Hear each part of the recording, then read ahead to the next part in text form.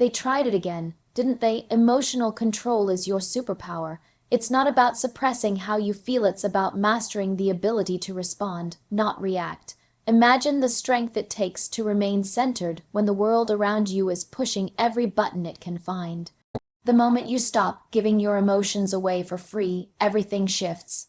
Your energy no longer leaks into arguments that go nowhere.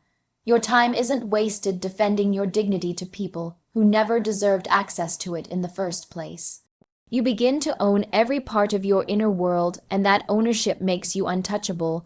There is something powerful about a person who doesn't flinch in chaos, the calm in their eyes, the stillness in their breath, the certainty in their silence.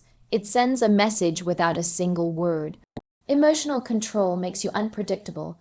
No one knows what will get to you because nothing does. You're not being fake. You're being in control. It's not about pretending you're okay. It's about being so grounded that even when you're not okay, you refuse to self-destruct. That's power, that's poise, that's presence. People often think power comes from speaking louder, reacting quicker, showing teeth the moment they feel threatened. But real power whispers. It doesn't need to defend itself. It watches, it listens, it waits, and when the moment calls for it, it responds with intention. Not impulse. You don't let anger walk you into a trap. You don't let pride ruin your peace. You don't let fear dictate your words. When you control your emotions, you control the room, the tone, the direction of the situation. Not because you're cold, but because you're clear. Think about how many regrets are born in moments of emotional chaos. Words spoken out of hurt, decisions made out of panic, relationships broken because ego screamed louder than love. Now think about the times you took a breath, paused, and chose not to react. Didn't that feel like strength? Didn't that feel like power? That restraint is not weakness. It's proof of evolution. You don't need to win every argument to prove you're right. You don't need to match someone's energy to show them who you are. You know who you are. That's the point. They'll call you distant. They'll say you've changed. They'll try to provoke the old version of you that used to give in so easily. But you've outgrown that battlefield. You've stopped allowing other people's chaos to dictate your internal weather. You've realized not everything deserves a reaction. Not every opinion is worth your breath. Not every insult requires your attention. Silence becomes your boundary. Grace becomes your armor. Discipline becomes your shield. It's not that you don't feel. You feel deeply. You just don't give your emotions away to people who weaponize them. You've learned how to feel everything without letting it control you. You've learned to sit with discomfort, with anger, with sadness, and still not let it lead you. You don't push it away. You process it privately, intentionally, in a way that no one else gets to manipulate. When someone tries to trigger you, and you don't flinch, don't fire back, don't fall into the trap, they lose control, because emotional control reverses the power dynamic. It makes it clear you can't be moved by noise. You're no longer a puppet of your past. You no longer dance for dysfunction. You've chosen peace not as a passive state, but as a disciplined practice. Every time you choose not to react, you're training your mind. You're building resilience. You're becoming stronger than the storm. This is the version of you that no longer apologizes for being calm, measured, and intentional. This is the version of you that walks away without explanation, holds boundaries without guilt, and handles conflict without chaos. Because emotional control is not just a skill, it's a superpower. The more you master it, the more unstoppable you become. You don't owe anyone your peace, not their confusion, not their expectations, not their chaos. You owe none of it your energy. Protecting your peace is not selfish. It's survival, it's clarity, it's strength in its most disciplined form. Somewhere along the way, you were conditioned to believe that keeping others comfortable was more important than keeping yourself whole. That being agreeable, available, and emotionally accessible at all times made you kind, but now you know better. You know that being everything for everyone is the fastest way to lose yourself. And once you lose your peace, you lose your ability to think clearly, to live freely, to be grounded in who you are. They'll guilt you. They'll call you distant. They'll say you've changed. But they won't acknowledge how often you burned yourself out trying to be present for everyone else. They won't mention how you ignored your instincts, how you silenced your voice, how you tolerated behavior that disturbed your soul just to keep the peace externally, but internal peace matters more. You've realized that what disturbs your peace is not worth keeping close, no matter how familiar, no matter how attached you once were. You don't have to explain why you don't answer every call. You don't have to justify the silence you need to heal. You don't need permission to distance yourself from people who exhaust your spirit. You owe no one access to your inner calm, especially when they've proven they don't know how to respect it. Peace is earned, and some people don't qualify. Some conversations don't deserve your voice, some environments don't deserve your presence, some arguments aren't worth the rise in your blood pressure. You've seen what happens when you ignore the signs. When you entertain the drama, when you return to places that repeatedly drain you, it's never worth it. That anxiety you feel after a conversation, that heaviness in your chest when you're around certain people, that mental fog after trying to please everyone, that's your soul begging for boundaries. That's your peace being suffocated. That's your clarity being traded for the illusion of connection. You don't owe anyone your explanations. Growth can be quiet. Healing can be personal. Peace can be protected without announcement. You don't have to invite everyone into your process. You don't have to bring the same people with you just because they were part of your past. Some people only understand the version of you that tolerated mistreatment, the version that overextended, the version that stayed silent. Once you shift, once you reclaim your peace, they won't recognize you, and that's okay. Not everyone will understand your peace, because not everyone understands how to live without conflict. Some people feed on chaos. They feel seen only when there's drama. They start fires just to feel warmth, but that's not your responsibility to manage. You don't need to attend every crisis. You don't need to be the emotional anchor for people who refuse to steady their own ship. You have every right to step away from what drains you, even if it makes others uncomfortable. Peace isn't just quiet, it's boundaries. It's saying no without guilt. It's walking away without closure. It's choosing rest over proving a point. It's choosing to protect your mental space even when others don't understand. You've worked too hard to get here, to build this sense of calm, to learn this emotional regulation, to trust your own intuition. And you don't owe it to anyone to undo that work for their comfort. Let them think what they want. Let them misunderstand. You're not here to be understood by everyone. You're here to live in alignment with who you are now, the version of you that knows peace is power, the version that understands energy is currency. And if it costs your peace, it's always too expensive. Self-mastery silences external chaos. It doesn't mean the world stops spinning wildly around you. It means your inner world remains still, no matter how loud everything else gets. When you master yourself, your thoughts, your reactions, your patterns, you no longer become a product of your environment. You become a presence in it. The chaos outside loses its power because the battle within has already been won. And that's the kind of peace no noise can shake. The world will always try to pull you in different directions. People will project their pain onto you. Situations will test your patience, and circumstances you can't control will rise without warning. But when you've done the inner work, when you've taught yourself how to breathe through pressure and not panic in discomfort, you move differently. You don't absorb every emotion that enters the room.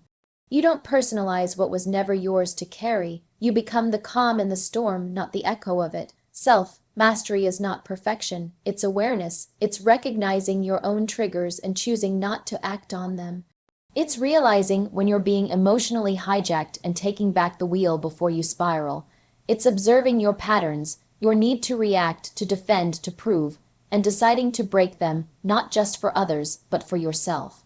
Because peace isn't found in controlling others. It's found in controlling yourself, and the more you master that, the less reactive the world feels. You learn to listen more than you speak. You learn to wait before you respond.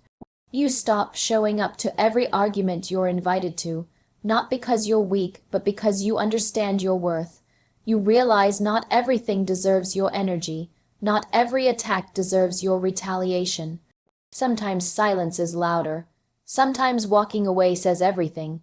When you've mastered your emotions, you're no longer baited by pettiness. You see it, you recognize it, but you don't entertain it. Chaos is often a reflection of internal instability. People who haven't mastered themselves are the loudest in the room, the quickest to anger, the most desperate to be heard, but self-mastery gives you security. You don't need to dominate conversations to feel important. You don't need to be right to feel validated. You've become your own anchor. You don't sway every time the wind changes. You know who you are, and you move from that grounded place. This doesn't mean you don't feel deeply. It means you don't let feelings dictate your direction. You still get hurt. You still feel fear, but you don't act from it. You sit with it. You process it. You choose a response that aligns with your highest self, not your wounded self. That's mastery. That's growth. And that's how chaos loses its grip. It becomes clear to others, too. They notice the way you hold yourself, how unbothered you remain when things fall apart, not because you don't care, but because you refuse to fall with it. Your energy speaks before you do. Your stability becomes a mirror for others to check their own, and while some will respect it, others may be triggered by it. Not everyone can handle someone who isn't easily shaken. But that's not your burden to carry. Your job isn't to shrink your peace to make others comfortable. It's to maintain your alignment regardless of what or who tries to pull you out of it. The more you master yourself, the less dependent you become on external validation. You don't chase approval. You don't fear rejection. You've become enough for yourself. So you navigate the world from a place of confidence, not ego, from calm, not chaos. That internal silence becomes your sanctuary, a space you protect at all costs. Because you know that when you're centered, you make better decisions, attract healthier connections, and move with purpose. Self-mastery isn't loud, it's quiet, it's unseen, it's the way you don't react when provoked. The way you let things go instead of holding grudges. The way you protect your time, your energy, and your peace. That kind of power doesn't need an audience. It's felt, not flaunted. And once you have it, the chaos around you becomes background noise. Present but powerless. You are not what they project on you. You are not their insecurities, their fears, their doubts, or the stories they've created in their heads. You are not the image they distort through the lens of their own wounds. People will try to define you based on how they feel about themselves. They will call you cold because you set boundaries. They will label you arrogant because you refuse to shrink. They will say you've changed because you finally learned how to honor your worth. But none of that belongs to you. That's projection, not truth. That's their issue, not your identity. There will always be someone who misunderstands you, misjudges you, or misrepresents your heart. And if you're not careful, you'll start believing them. You'll begin to question yourself, your choices, your growth. But their version of you isn't your responsibility to carry. The way they perceive you says more about what they lack than who you are. You don't have to play a role just to make them feel secure. You don't have to stay small just to keep their ego intact. You're not required to become who they want you to be. You have every right to be fully, unapologetically yourself, even if it threatens the stories they've created. Some people project their limitations onto others because it's easier than confronting their own. They don't understand how you can be calm under pressure, so they call you emotionless. They don't understand your confidence, so they call you proud. They don't understand your healing, so they call you fake, but none of that defines you. Your character isn't built on their opinions. Your value isn't measured by their approval. You don't have to defend yourself against every misunderstanding. Let them talk, let them think. You don't owe anyone access to your peace just to convince them of your worth. It's a trap to live through the filter of someone else's judgment. The more you try to be palatable for others, the more you lose your flavor. You dilute your truth, your brilliance, your spirit just to avoid their discomfort. But at what cost? You can't thrive when you're constantly editing yourself to fit into someone else's comfort zone. You can't grow when you're imprisoned by the need to be liked or validated. At some point, you have to decide whose voice matters most, yours or theirs. The truth is, not everyone will understand you, and they're not meant to.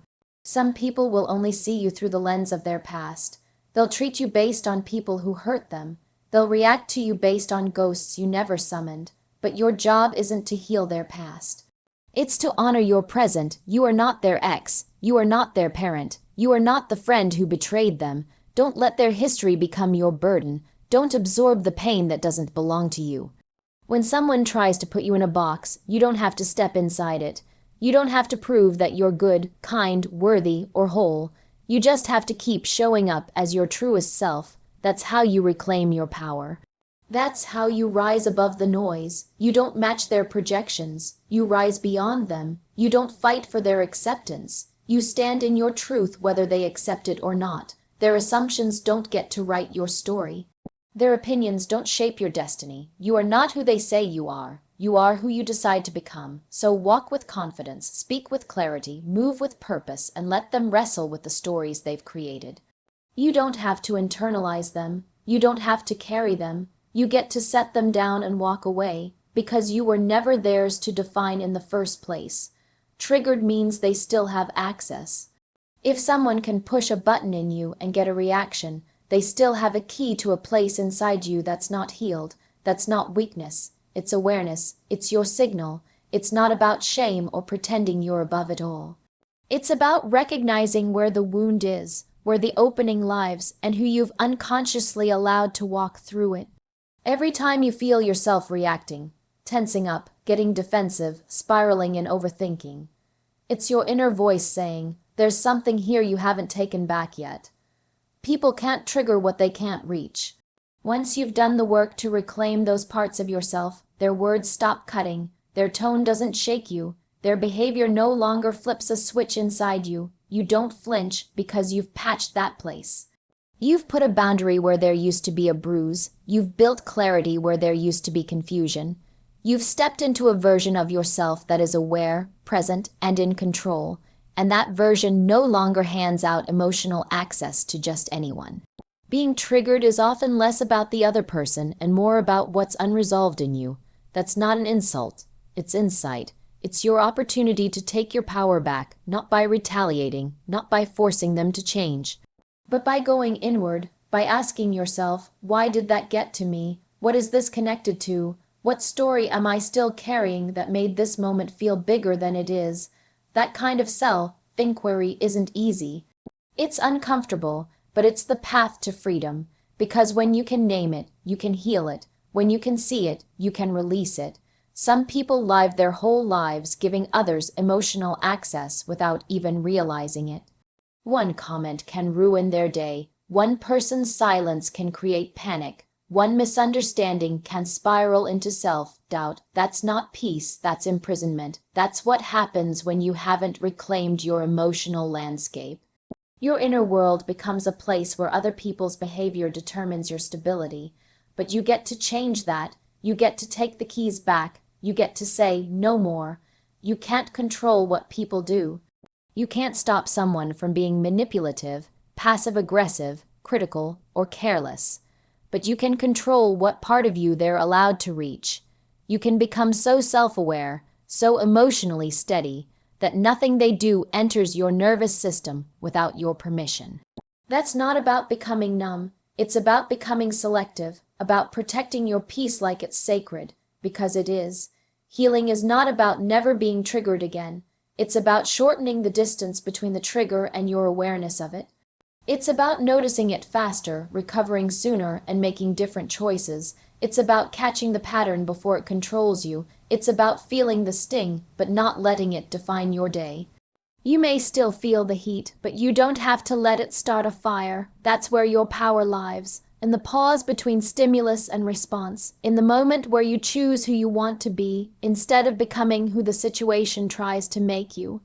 You know someone has access when they can pull you out of character, when they can take you from calm to chaos with just a sentence or a look. But you also know you're healing when you no longer take the bait.